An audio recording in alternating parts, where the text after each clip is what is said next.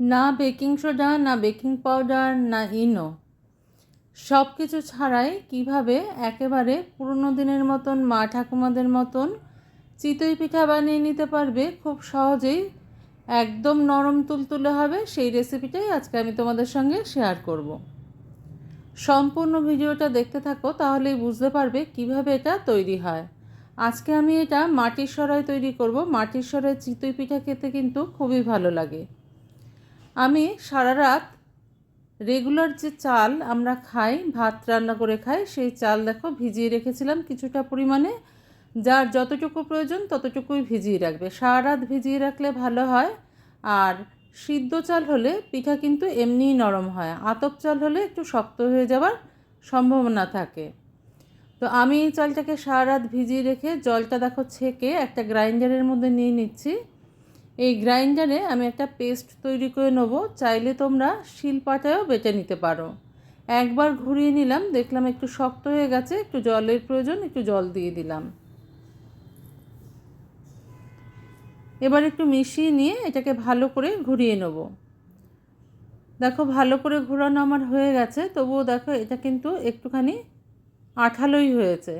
দেখতে পাচ্ছ, দেখে নিশ্চয়ই বুঝতে পারছো টেক্সচারটা। এটাকে আরও পাতলা করতে হবে। সামান্য একটু জল মিশিয়ে একটা ছাঁকনি নিয়ে নিয়েছি আমি। এই ছাঁকনির মধ্যে এটাকে ছেঁকে নেব। ছাঁকনিতে ভালো করে ছেঁকে নেওয়াটা খুব জরুরি, কারণ যদি কোনো দানা ভাব থাকে চালের, তাহলে সেটা পিঠার মধ্যে আর যাবে না, পিঠাটা কিন্তু খুব সুন্দর হবে। দেখো আমি ছাঁকনিটা দিয়ে ভালো করে চেলে নিচ্ছি। হাতের সাহায্যেও করতে পারো, তবে যেহেতু তারের জালি সেহেতু আমি একটা স্প্যাচুলা দিয়ে করে নিলাম। দেখো সম্পূর্ণটা আমি ছেঁকে নিয়েছি, এই রকম টেক্সচারের হয়েছে। এটার মধ্যে আরও আমাদের জল মেশাতে হবে, জল মিশিয়ে পাতলা করতে হবে। আমি এখানে একটু উষ্ণ জল নিয়ে নিয়েছি। এরকম উষ্ণ জল নেবে যে তোমার আঙুলটা এর মধ্যে ডুবে থাকতে পারে কিছুক্ষণ। এই রকম উষ্ণ জল সামান্য একটু করে দিয়ে দিয়ে আমি একটা পাতলা ব্যাটার তৈরি করে নেব। পাতলা ব্যাটার কীরকম হবে সেটাও আমি তোমাদের দেখিয়ে দিচ্ছি। দেখো ব্যাটারটা এইরকম হয়েছে। পরে যদি লাগে আবার একটু মিশিয়ে নিতে হবে। কোনো বেকিং সোডা, বেকিং পাউডার, ইনো এসবের কিন্তু প্রয়োজন আগেকার দিনে পড়তো না। আমিও সেগুলো ছাড়াই তোমাদের সঙ্গে এই চিতই পিঠা রেসিপিটা, দুধ চিতই পিঠা, আজকে আমি দুধ চিতই পিঠা করব, সেটাই শেয়ার করলাম।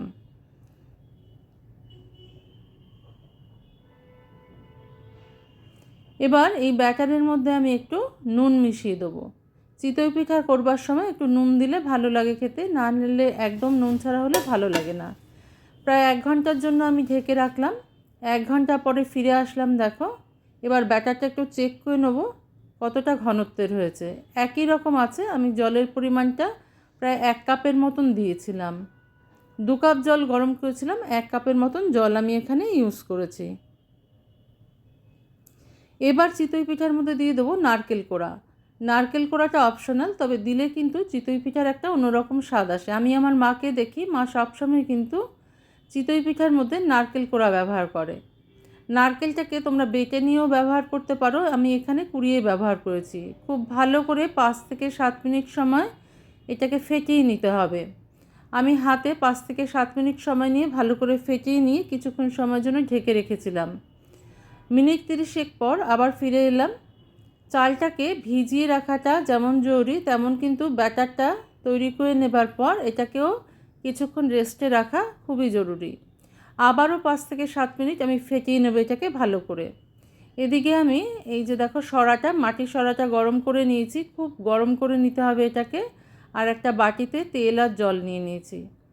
এবার এই তেল আর জলটাকে খুব ভালো করে এরকম করে ব্রাশ করে দিতে হবে। তোমরা চাইলে একটা কাপড়ের সাহায্যেও করে নিতে পারো, আমি একটা ব্রাশের সাহায্যে করে নিলাম। তাওয়াটা কিন্তু খুব গরম হতে হবে, আর পিঠাটা যখন ভাজবে তখন মিডিয়াম ফ্লেমে করে নেবে।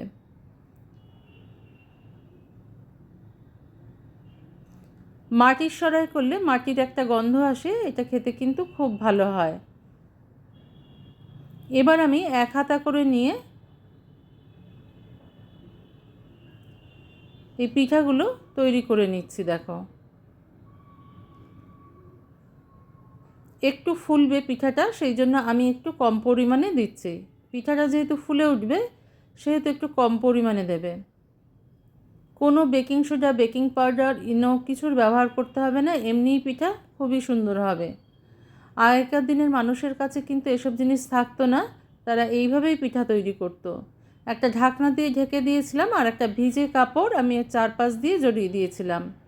এটা করাটাও খুব জরুরি। কাপড় ভিজিয়ে ভালো করে চিপে এর চারপাশ দিয়ে, ঢাকনাটার চারপাশ দিয়ে আর কি দিয়ে দিতে হবে। দেখো পিঠাটা কি সুন্দর ফুলে উঠেছে, আমি দেখাচ্ছি, দেখো উপরটাও শক্ত হয়ে গেছে। পিঠাটা কিন্তু আমার তৈরি হয়ে গেছে। এবার আমি এটাকে তুলে নেব। প্রথম পিঠা যেটা সরায় দেবে সেটা তুলতে একটু অসুবিধা হতে পারে। এটা মাটির সরায় যারা পিঠা করো তারা জানো যে প্রথমবারের যে পিঠাটা দেওয়া হয় সেটা তুলতে একটু অসুবিধা হয়। পরের পিঠাগুলো কিন্তু খুব সহজেই উঠে যায়। যেহেতু আমি দুধ চিতই পিঠা করব সেহেতু আমি এগুলোকে তুলে একটু আলাদা করে রাখবো।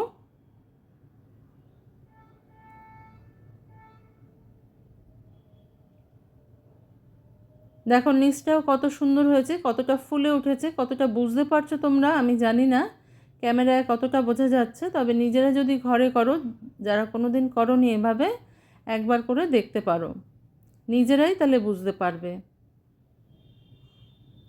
আর নতুন সরা যদি মাটির সরা ব্যবহার করো তাহলে সেটাকে কিন্তু সিজন করে নিতে হবে।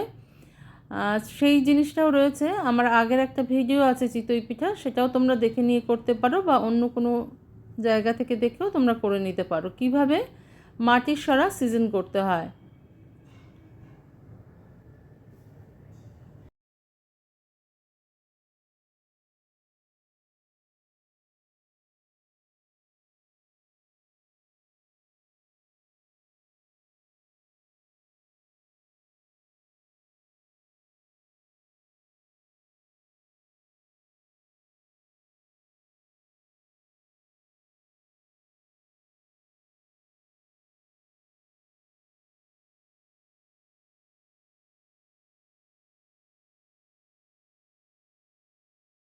এবার আমি পিঠেগুলোকে তুলে নিয়ে একটা আলাদা পাত্রে রেখে দিচ্ছি।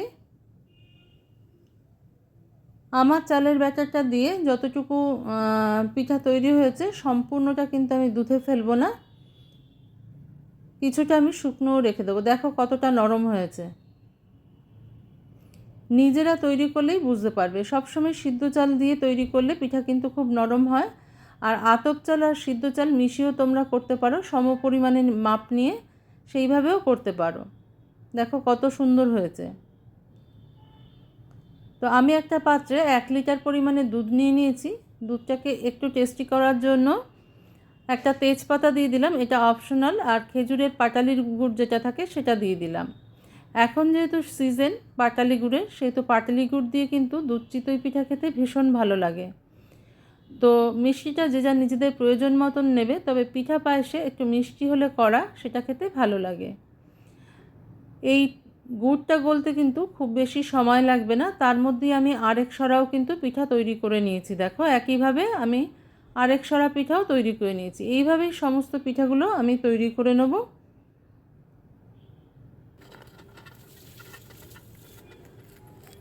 দেখো কতটা নরম হয়েছে। এবার দুধটাও জাল হয়ে গেছে, দেখো কমে কিন্তু অনেকটা কমে গেছে, প্রায় 500 ml মতন হয়ে গেছে। দুধটা কমে 1 লিটার ছিল, 500 ml মতন হয়ে গেছে। এই সময় দুধটা যখন গরম, পিঠাগুলো যখন গরম রয়েছে, ঠিক সেই অবস্থায় কিন্তু পিঠা ঠান্ডা করে কিন্তু দুধে দেওয়া যাবে না, পিঠাটা গরম অবস্থাতেই দিয়ে দিতে হবে। আমি কিছু পরিমাণ পিঠা কিন্তু দুধের মধ্যে দিয়ে দিলাম। দুধ চিতই পিঠা তৈরি করা কিন্তু খুব সোজা। সম্পূর্ণ প্রসেসটা ফলো করলে তোমরা বুঝতে পারবে যে এই পিঠা তৈরি করতে খুবই কম সময় লাগে। আর মাটির সরা গরম হয়ে গেলে খুব তাড়াতাড়ি সেটা হয়ে যায়। মিডিয়াম ফ্লেমে রেখে করে নেবে। আমি এটাকে কিছুক্ষণ সময়, প্রায় 1 ঘন্টা সময় মতন দুধের মধ্যে ভিজিয়ে রাখবো। এই সময় ফ্লেমটাকে বন্ধ করে দেবে, কারণ দুধও গরম আছে, পিঠাও গরম আছে, আর কিন্তু প্রয়োজন নেই। 1 ঘন্টা বাদে ফিরে এলাম, দেখো পিঠাটা কেমন হয়েছে। ভেতরে কিন্তু পিঠার দুধটা ঢুকে গেছে। এ দেখো শুকনো কতগুলো আমি রেখে দিয়েছি, আরও তৈরি করছি।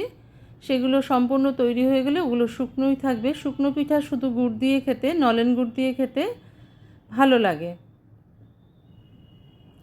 আজকের রেসিপিটা যদি ভালো লাগে তোমাদের লাইক শেয়ার কমেন্ট সাবস্ক্রাইব করার অনুরোধ রইল তোমাদের কাছে। নমস্কার বন্ধুরা, আমি শতাব্দী। তোমরা সবাই কেমন আছো? আশা করি সবাই ভালো আছো, সবাই সুস্থ আছো। শতাব্দীস কিচেনে তোমাদের সবাইকে স্বাগত।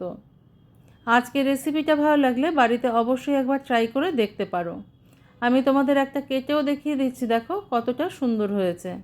আজকে তাহলে এই পর্যন্তই বন্ধুরা, দেখা হচ্ছে পরের দিন অন্য কোনো রেসিপি নিয়ে তোমাদের সঙ্গে। তোমরা সবাই ভালো থেকো, সুস্থ থেকো।